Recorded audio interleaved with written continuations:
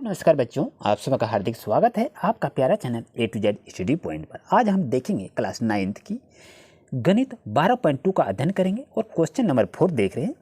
एक त्रिभुज और एक समांतर चतुर्भुज का एक ही आधार है और क्षेत्रफल भी एक ही है।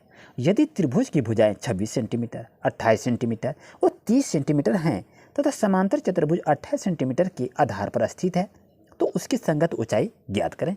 ये आपको क्वेश्चन कर रहा है। प्यारे बच्चों, इसकी आकृति कैसे बनेगी?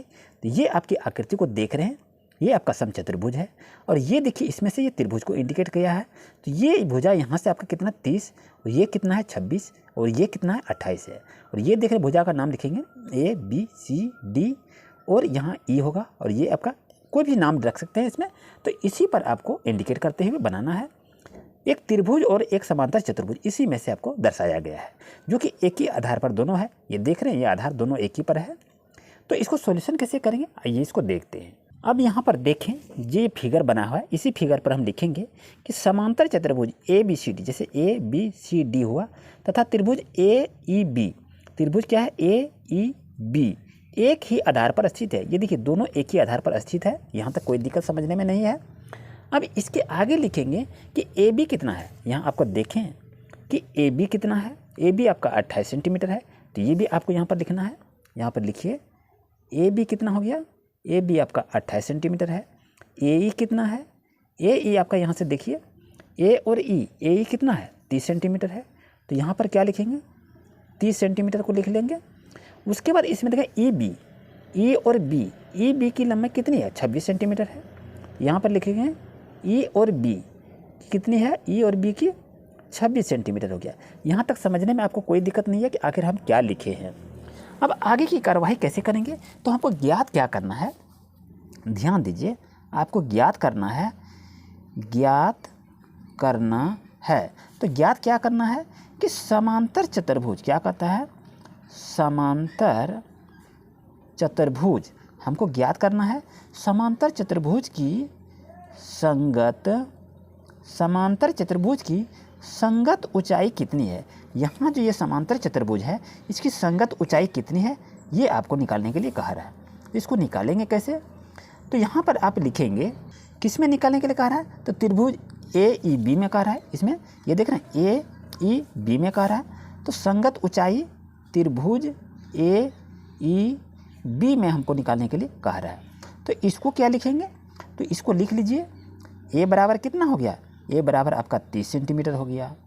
B बराबर कितना हो गया, B बराबर आपका 26 सेंटीमीटर हो गया, ये भी लिख लीजिए। उसके बाद लिखेंगे ABC, C कितना हो जाएगा आपका 28 सेंटीमीटर होगा। यहाँ तक समझने में कोई दिक्कत नहीं है। जो यहाँ पर त्रिभुज दिया है इसी को हम लिख रहे हैं ABC, फिर इसका क्षेत्रफल को हम कैसे निकालेंगे वो भी आपको साथ बताया जा रहा है। तो यहाँ पर लिखेंगे प्रश्न से। अब यहाँ पर क्या करना है, S हमको निकालना है। तो S इक्वल टू क्या होता है जान रहे हैं ना, A plus B plus C बटे 2 होता है। A B C है तो यह सबको यहाँ पर लिख लेंगे, कोई दिक्कत नहीं है। 30 प्लस B है 26 प्लस C है 28 और इसमें बटे 2 है तो ये 2 लिख देंगे। अब ये सबको जोड़िए, 30, 26 और 28 को जोड़ेंगे तो कितना होगा 84 होगा।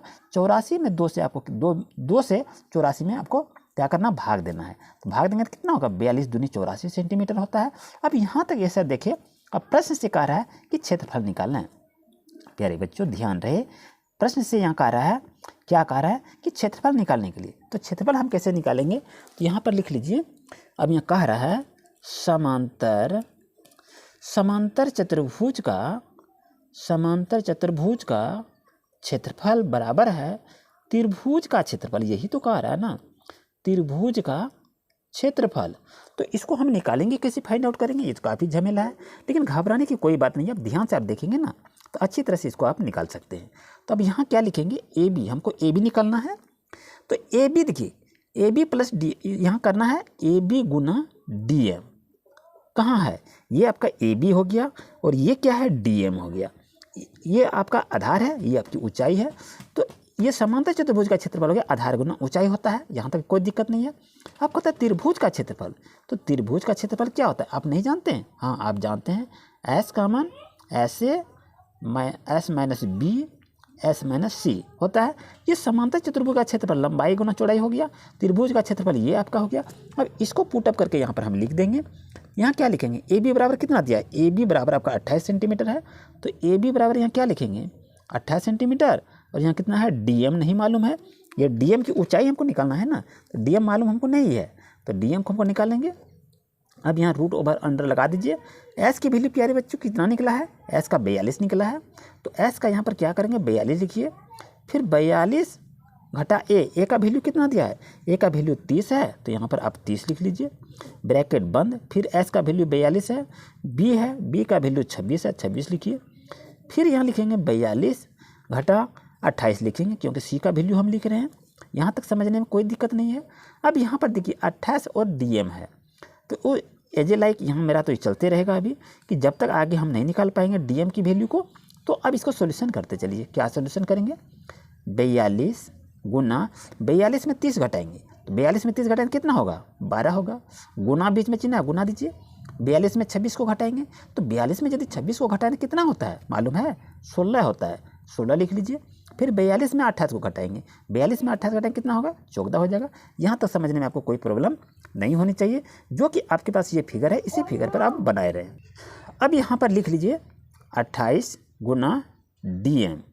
अब यहाँ पर देखिए 42 है, तो कौन कौन पे निकल रहा है, 42 आपका है, तो 14 गुना 3 42 होता है।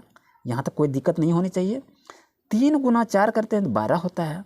अब यहाँ बच गया 16, तो 4 गुना 4 करेंगे 16 होगा। यहाँ 14 का 14 एजे रहने देंगे, क्योंकि जो मेरा कॉमन आएगा ना उसी को हम बाहर करेंगे। अब यहाँ देखिए इसमें से क्या क्या मेरा कॉमन आता है उसको बाहर करते हुए चलना है। अब यहाँ क्या लिखेंगे 28 गुना डीएम, अभी तो इसका काम ही चल रहा है, ये तो आपको लिखना ही होगा। यहाँ 14 और यहाँ 14, ये दोनों 14 हो गया, कॉमन लेते हैं, एक को निकालते हैं 14। फिर अब क्या करेंगे, ये 3 और ये 3 दोनों 2 तो है, तो एक तो निकाल लेंगे इसमें। अब ये 4 आपका 2 तो है, तो एक तो बाहर कर लेंगे। अब आपके पास क्या बचा, कुछ बचा, 1 4 है, तो 2 दूनी 4 करेंगे तो इसका कितना आ जाएगा, तो 2 आ जाएगा। यहाँ पर लिख दीजिए, कोई दिक्कत नहीं है। अब बच्चों यहाँ देखें कि आपका कितना आता है, यहाँ पर क्या है 28 गुना डीएम। अब यहाँ देखिए 14 और 3 है, 14 3 गुना 4 गुना 2 है। अब क्या करेंगे, ध्यान दीजिएगा, यहाँ पर 14 आपका है, 14 रहने देते हैं, 4 से 12, 12 दूनी कितना हो गया 24 आपका हो गया। अब यहाँ आप क्या करेंगे, डीएम की वैल्यू को हमको फाइंड करना है, तो चलिए इसको डीएम की वैल्यू को हम निकालते हैं। यहाँ 42 आपका है और यहाँ 8 है, चलिए कोई बात नहीं, 42 गुना यहाँ 8 लिखते हैं। यहाँ आपका गुना में है तो यहाँ आपका भाग में हो जाएगा। अब इसको कटाते चलिए, आखिर कितना कितना से ये कटेगा। ये देखिए कितना हो गया, 7 6 42, 7 चौक 28 हो गया, 4 दूनी 8 हो गया, कितना हो गया 6 दूनी 12 हो गया, यानी 12 सेंटीमीटर इसका प्यारे बच्चों इसका आंसर हो गया। समझने में कहीं कोई दिक्कत नहीं होनी चाहिए। प्यारे बच्चों यही इसका आंसर हो गया। उम्मीद है बच्चों आज का क्लास आपके लिए काफ़ी यूजफुल रहा। मिलते हैं दोस्तों न्यू क्लास में। Thank you.